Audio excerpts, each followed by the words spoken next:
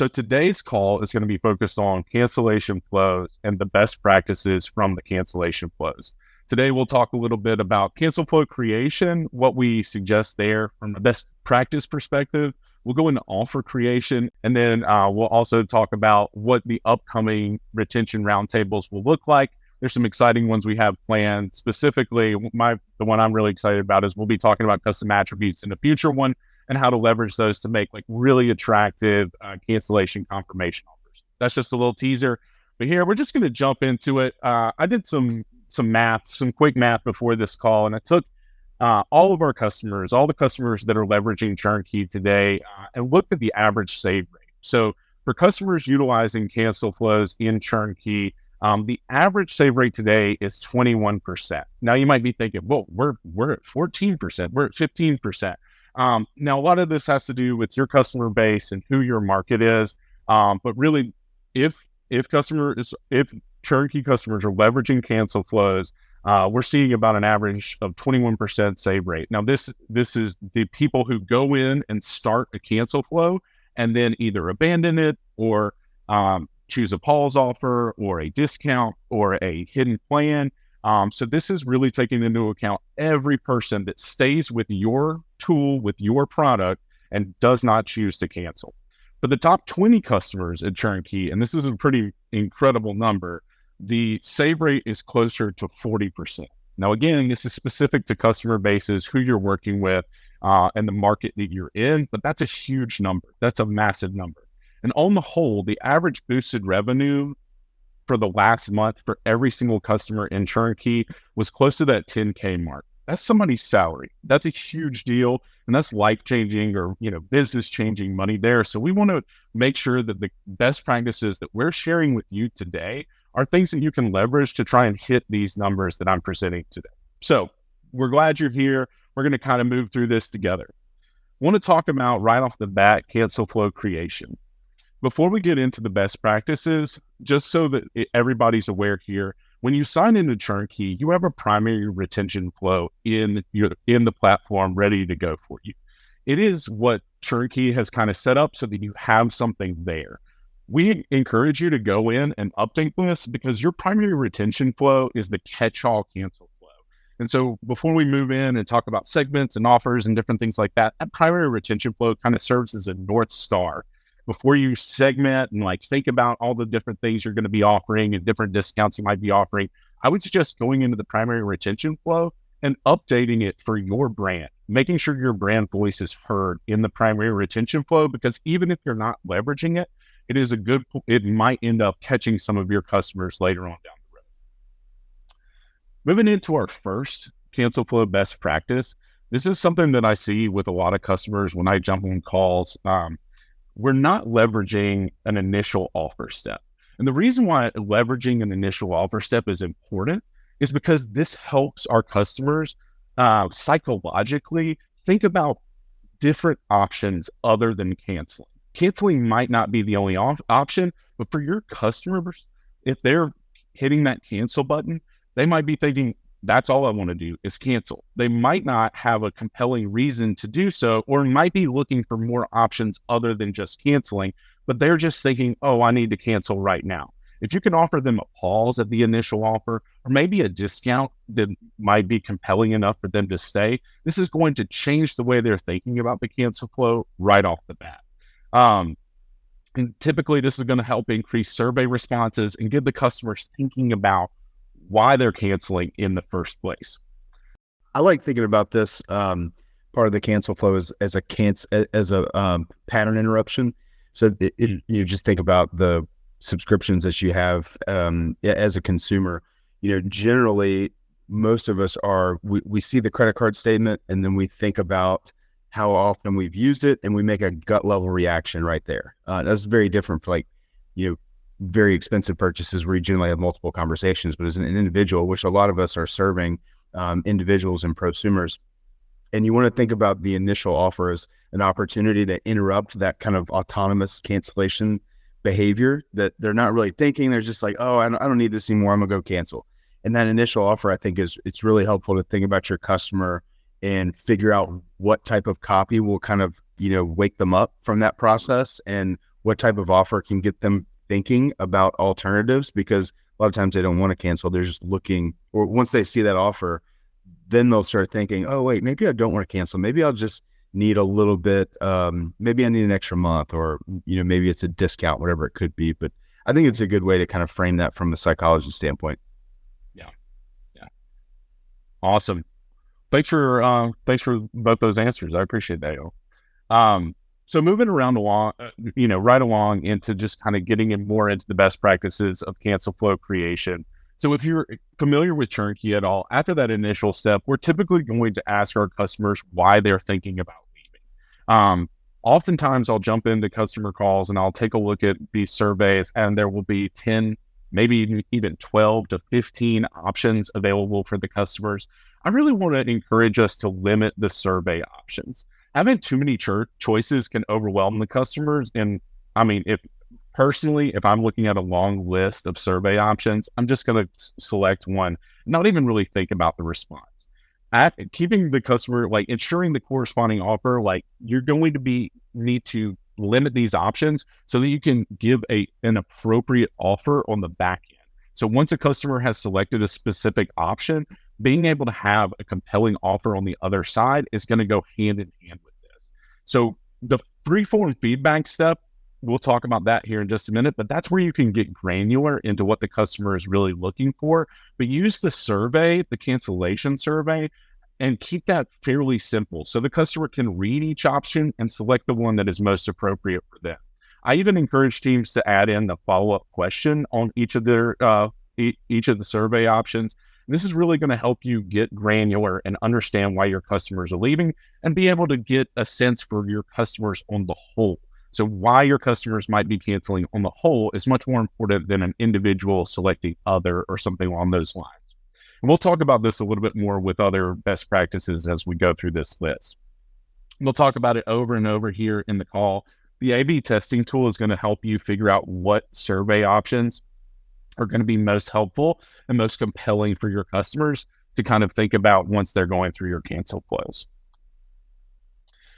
Hey, Daniel, go ahead. Let me pause you there for a second. Ethan had a good question in the chat here. What is the sweet spot of options on the survey? I know we have some pretty strong opinions on that. So go ahead, Jay. No, go ahead. I typically suggest 4 to 5. If you look at 4 to 5 options, you're not overwhelming the customer with a ton of text. You're keeping things pretty simple and generic. They're able to read the whole list in one look, just by looking at the little window that pops up in their cancel flow. That's typically what I suggest. And then from the 4 or 5, you can even expand that out into follow-up questions once they have selected one of the 4 or 5. But it's really going to help you be able to see trends over time from the customers if you limit those options to a specific amount. Otherwise, you're just going to get answers all over the place, and you really just won't be able to effectively, manage the product. We recently did an audit with a large prospect of ours and looked at their existing cancel flow, and they literally had 18 different options there. And as you started to peel them apart, you could see that there was a lot of overlap, and they had very low sort of response rate to each one of those, and they didn't really inform them all that well. So the cool thing, the way to think about limiting that, if you might have different customer segments that you serve, some large customers, some small customers, or even on different products, you can actually segment your audiences as well. So you can keep those questions very relevant to who they are. Henry also asked, should quote unquote other be one of those 4 or 5? Baird, you probably have a perspective on that. It's a hot topic. I think my personal opinion on this is that other should not be one of those 4 or 5. But if you feel like you need it, so let me back up. If somebody selects other, they're almost very hard to save. And there's really not a good offer that pairs with that other topic. So we see save rates on the other response option being very, very, very low. Now, if you're not quite sure what you need to include in those 4 or 5 questions and you want to include other, our suggestion is you can do that, but you really need to pair the freeform feedback option with that specific survey. And even if you're not using it on the other ones, You really need to do it on the other option. And then what you can do is go through that feedback manually.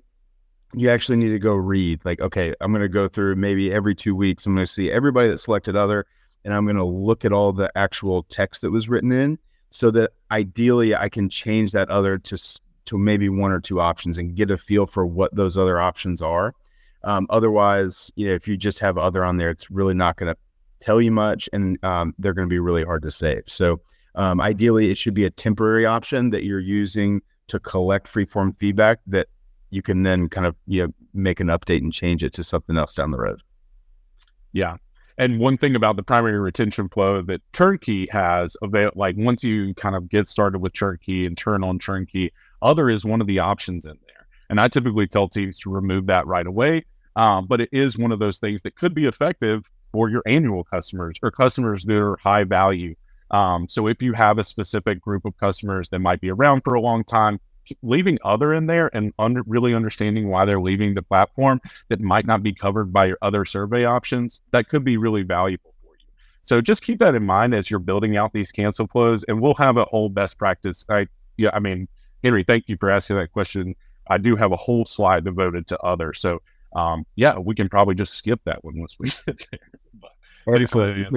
Daniel, it's a good opportunity to tease a new feature that we're working on, which is we're really focusing on improving the ability. We're using AI in the background to categorize all the freeform feedback and help basically turning it into almost like a chat option where you can ask questions and say, what are the trends? What are people citing with their cancellation, and what are they typing in? And then also being able to segment it by the survey option. So we'll have much better tools to say, okay, based on everybody that has selected other as a survey response, what are the trends last 30 days? What topics and keywords or subjects are we seeing increase or decrease? So it's in development right now. And I think that once we have that, I think we might even come back and change our approach on this, because if we have better automated insights into that, then it makes a little more sense to have that included in the survey. So hopefully some new stuff, it'll be coming soon. It's in this current development sprint. Exciting. Yeah. And I think just along those lines, I mean, today we're looking at survey options as a way to get to offering an appropriate offer to the customer who is looking to cancel. I think that there is a world where surveys can be much more in depth or much more, granular to be able to inform your product moving forward. So while we can do that today with the AI functionality within the analytics side of Churnkey, like we really want to get to a place where that's like informing what your product is doing, so that you're building products that your customers really that are sticky for your customers. So we kind of talked about this a little bit. Always enable the freeform feedback. You can turn this on and just require 5 characters from your customers. But really giving your customers the opportunity to provide feedback in the cancellation flow is really going to help inform your product moving forward.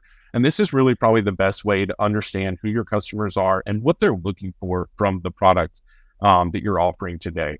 Again, we strongly recommend making this required.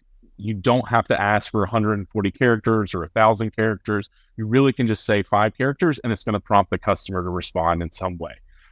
So always enable this when you're turning on your cancel flows.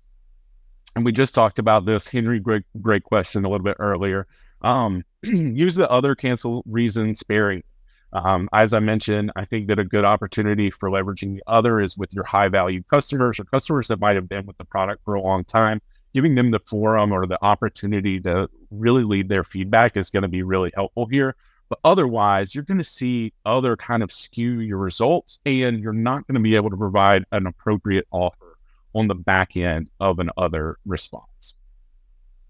Here's a great one that I see a lot of teams this is kind of a more ambiguous best practice, but we really suggest leveraging neutral language in your survey responses, or really in the whole cancel flow.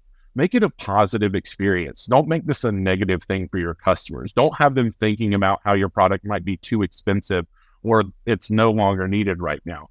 Give them opportunities to think about how your product maybe has helped them, So, or maybe the potential of coming back to your product in the future. So for example, instead of too expensive, say something like doesn't fit my budget, or no longer needed equals taking a break. So it really gives them the opportunity to follow up with an offer on the other side that will really help your customer kind of see the value of, oh yeah, I will be just taking a break with a pause for the next 2 months, something along those lines.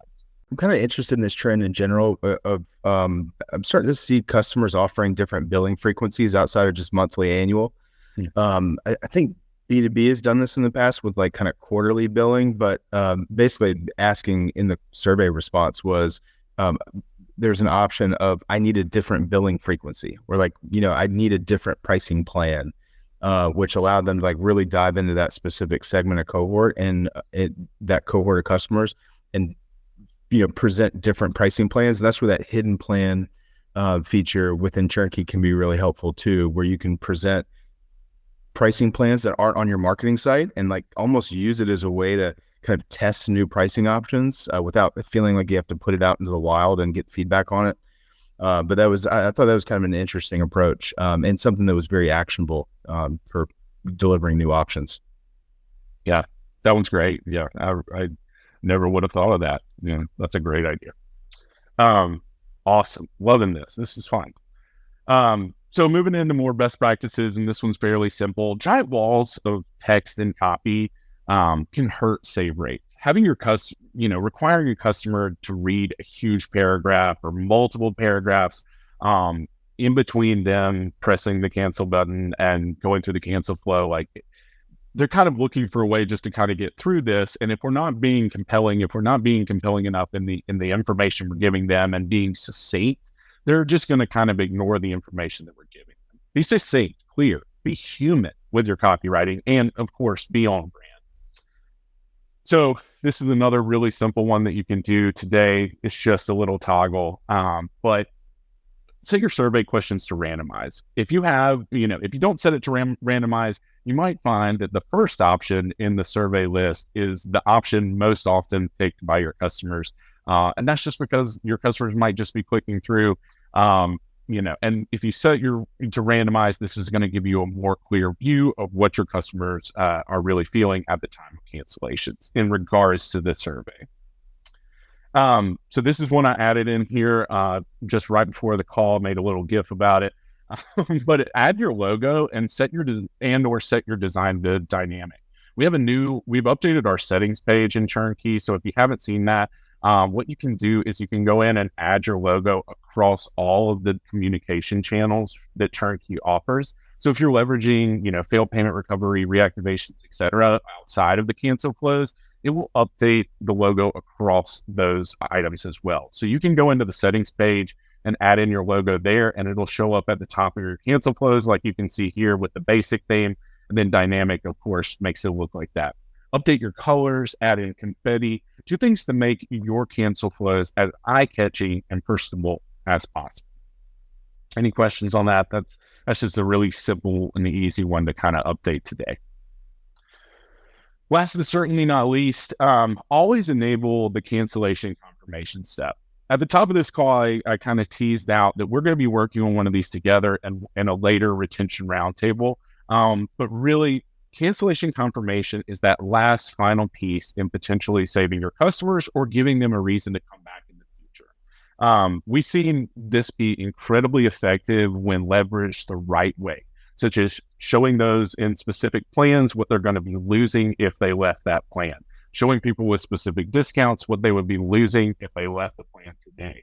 And then also, we've seen people bring in custom attributes that show the customer exactly how they've used their product in the past, such as this podcast platform that saw a 6% increase in their save rate just by using this step to remind their customers the number of monthly active listeners they had.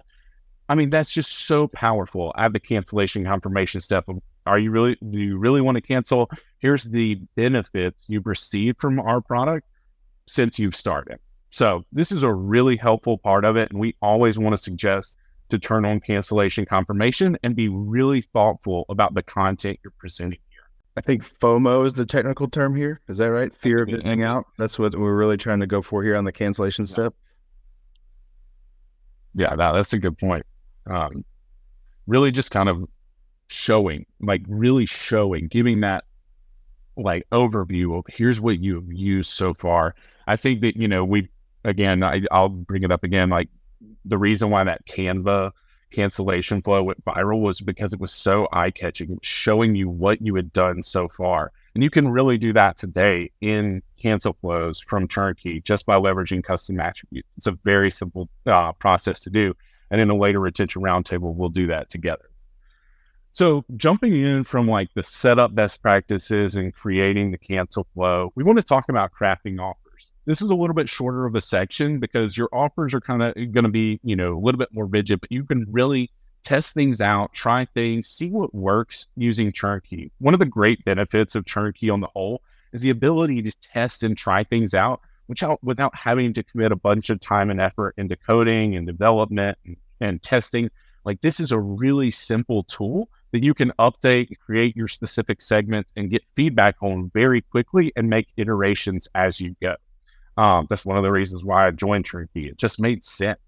So with the crafting offers, the goal is to find a sweet spot between preserving revenue and reducing churn. So if you offered 100% discount, your churn numbers are going to be very low, but your revenue numbers are also going to be very low.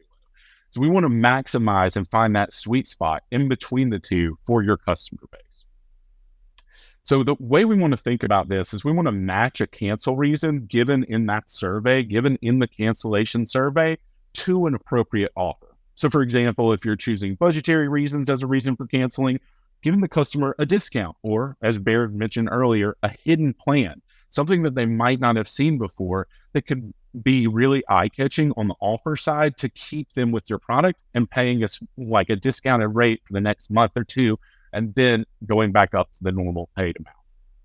Lack of use, really offer a pause here. So I think it was Henry or somebody on the call already brought up having trialing customers and giving them an option to extend their trial. Like, this is where the offers really make sense for the specific customer going through the cancellation flow. So if they're citing lack of use or wasn't able to try it out, different things like that, give them that trial extension, offer them a pause for 2 months.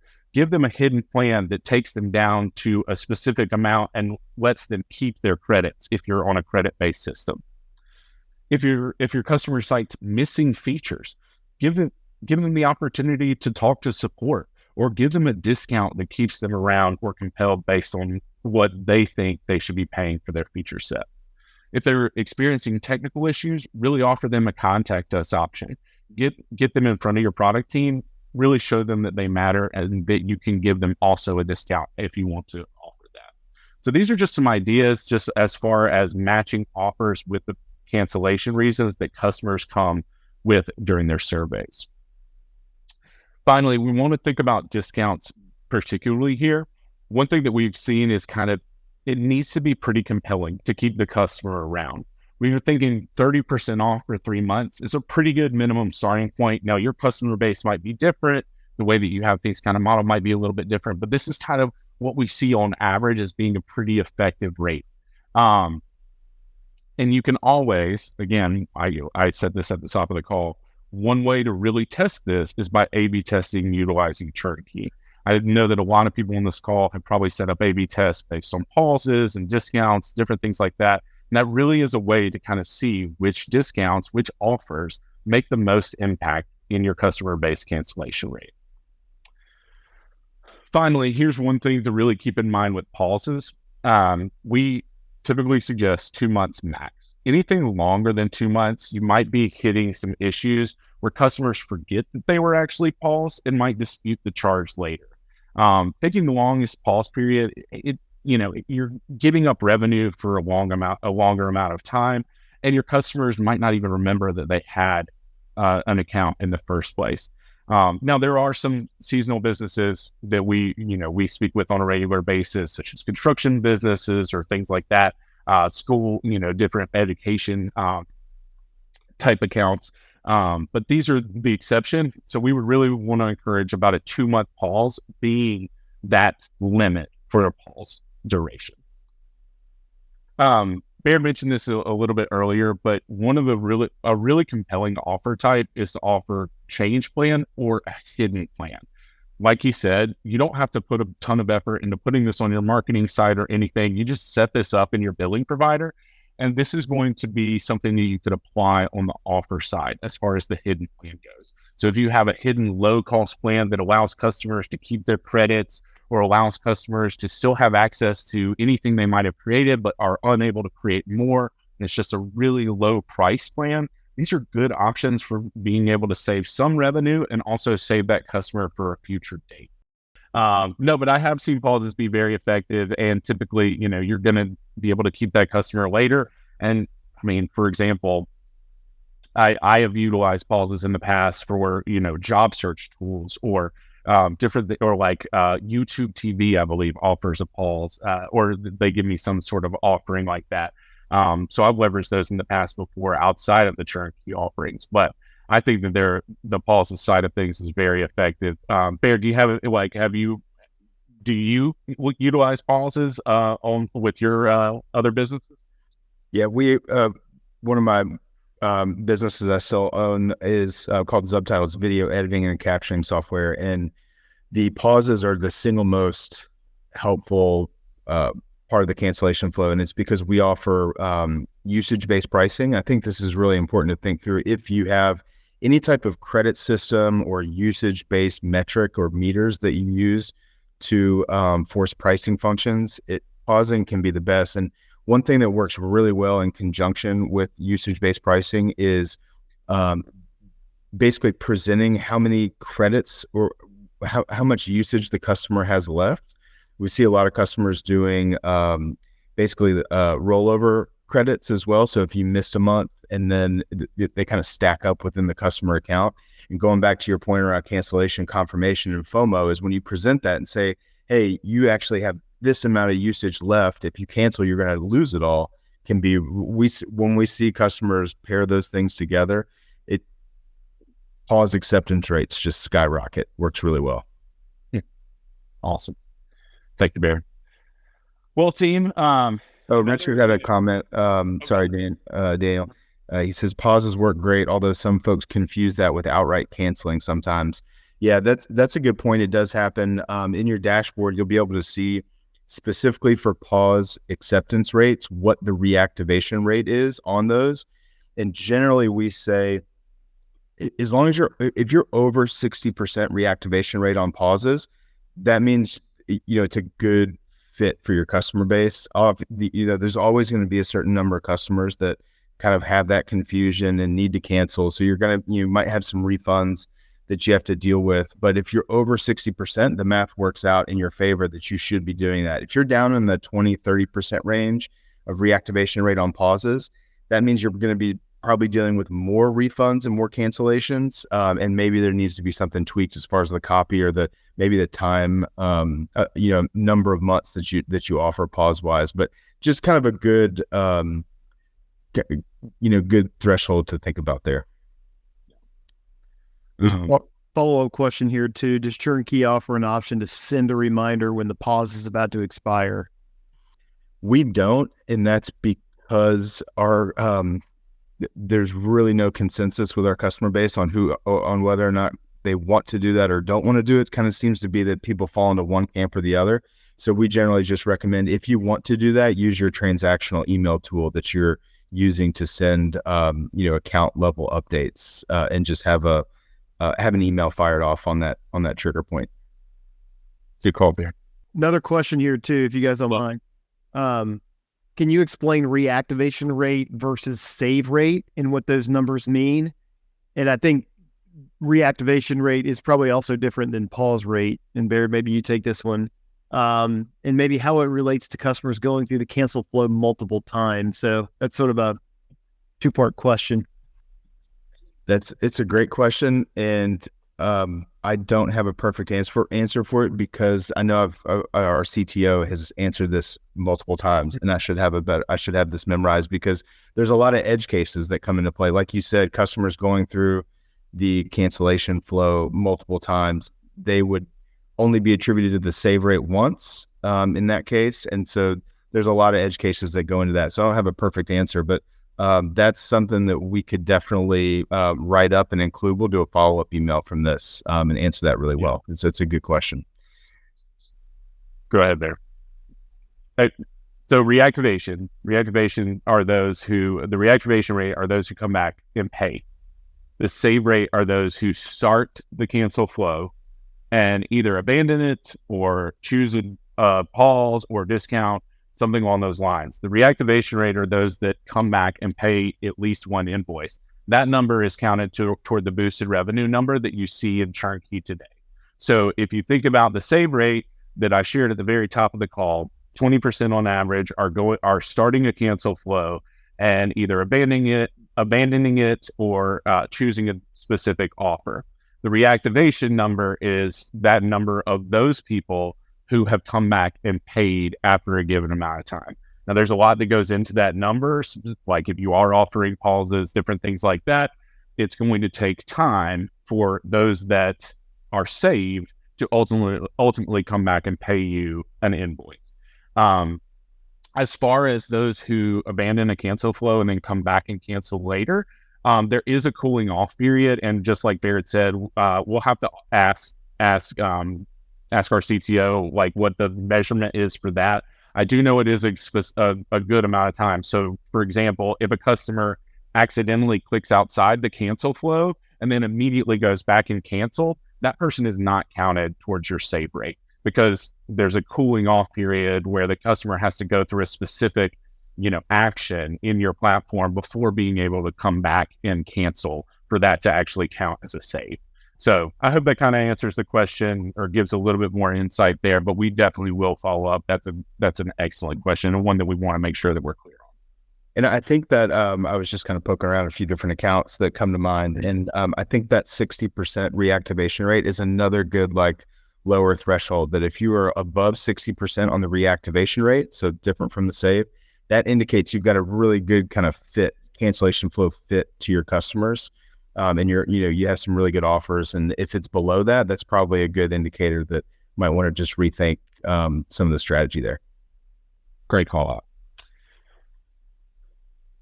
So in regards to trial extensions, we kind of talked about this a little bit, but if you are offering a free trial in some way, shape, or form, it's really helpful to kind of segment your customers to be able to give them offers based on that trial.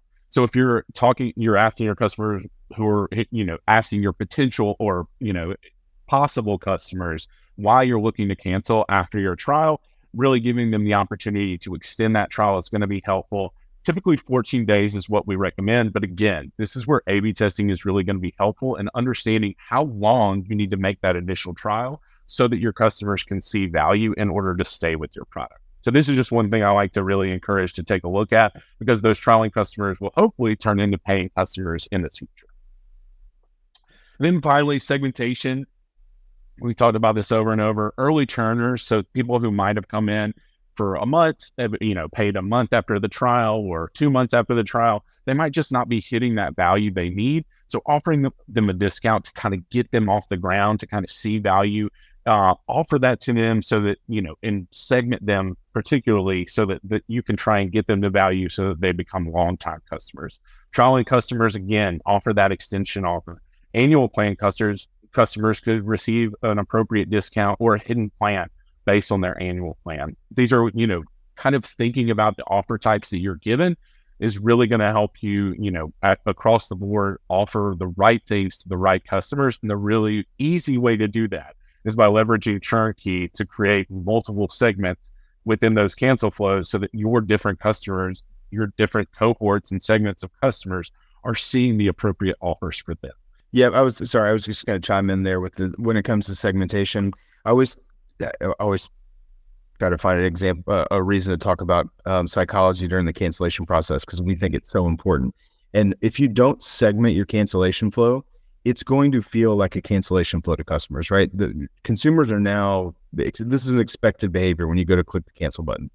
But when you segment it and you actually write the copy to focus on that specific segment of cohorts, it goes from a cancellation flow and it goes into more of a account management type conversation where right when you say, hey, you're on an annual plan, the customer all of a sudden, again, they're kind of it's a pattern interruption. And now they're thinking like, oh, this is actually this is more of a conversation and an opportunity to restructure my subscription versus, okay, let me just get through this cancellation flow. So I think it's always good to kind of, when you're kind of prepping your strategy for cancellation, think about that, get into the mind of those different cohorts of customers when you're segmenting, and then write the copy to match up with that.